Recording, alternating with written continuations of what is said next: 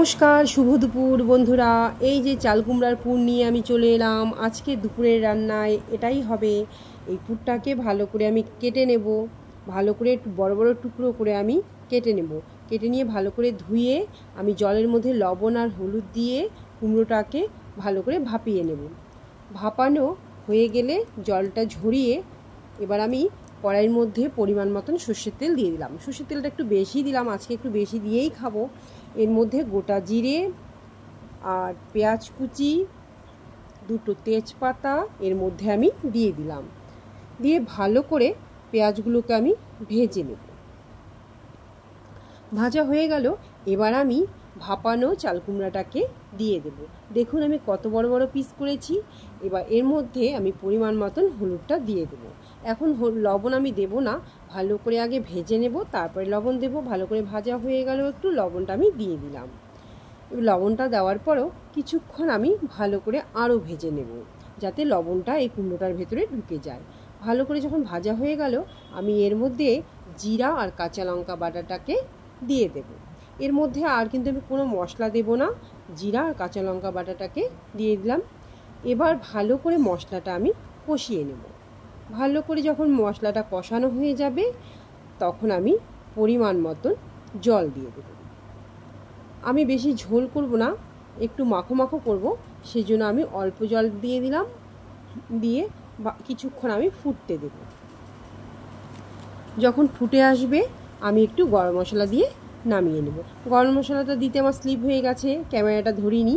তো হয়ে গেল আমার এই যে চাল কুমড়ো তরকারি। দেখুন বড় বড় পিস করেছি, আর খেতে কিন্তু দারুণ লাগে, খাসির তেলের মতন লাগে এটা খেতে।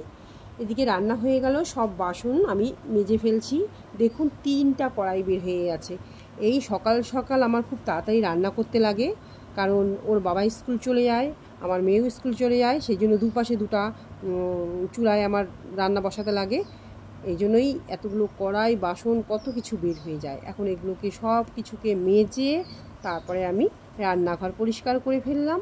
রান্নাঘরটা ঝেড়ে নিয়েছিলাম, এখন আমি মুছে নিচ্ছি। আমি একটু লাঠি দিয়েই মুছি, কারণ হচ্ছে আমি বসে বসে মুছতে পারি না। তো এখন আমি এই ঘরগুলোকেও ঝেড়ে নিলাম। এদিকে আমার মেয়ের টিউশন ছিল, টিউশন টিচারটা চলে গেল, ও বই রাখতে চলে গেল ওর ঘরে। তো এই যে আমি রান্নাঘর থেকে ঘরে সব ঝাড় দিলাম, দিয়ে আমি এবার ঘরটাকে মুছে নেব। তো সম্পূর্ণ ঘরটা মোছানো ঝাড়ানো এসব দেখা তো সম্ভব নয়, তাই সম্পূর্ণটা আমি দেখাইনি, প্যাসেজটাই দেখাচ্ছি। এই প্যাসেজটা একটু মুছে নিলাম। মুছে নিয়ে আমি হাত পা মুখ পরিষ্কার করে ধুয়ে এলাম ঘরে। এসে একটু পান সুপারি খাচ্ছি, আর মেয়েরা কেউ বসে আছে, কেউ হচ্ছে মোবাইল দেখছে। পান সুপারি খেয়ে কিন্তু আমার কাজ থামেনি। তারপরে একটু রূপচর্চার দিকে আমি চলে গেলাম, কারণ সব কিছুই তো করতে হবে, কাজ কর্ম, তারপর নিজেকেও একটু সাজাতে হবে। সেই জন্য আমি একটু রূপচর্চায় চলে গেলাম। এই যে আমি এখানে কিন্তু মানে সেরকম কোনো জিনিস নেইনি। হ্যাঁ, এটা ঘরে বানিয়েছি, আতপ চাল, কাঁচা দুধ আর মধু। এর মধ্যে একটু যদি কফি দাও তাহলে আরও ভালো হয়। তো কফি ঘরে ছিল না, সেজন্য আমি এ দিয়েই কাজ চালিয়ে দিলাম। দিয়ে 10 মিনিটও রাখিনি, 5 মিনিটের মধ্যে এটাকে আমি ধুয়ে চলে এলাম। দেখুন মুখটা আমার কি ফ্রেশ লাগছে। তো আপনারাও পারলে কিন্তু আমার যেটা আমি প্যাকটা মেখেছি, এই প্যাকটা একটু আপনারা ব্যবহার করতে পারেন। খুব সুন্দর কিন্তু স্কিনটা হয়ে যায়, খুব সফট হয়ে যায়। তো আমার এই ছোটো ব্লগটা আপনাদের কেমন লাগলো কমেন্টে জানাবেন। টাটা।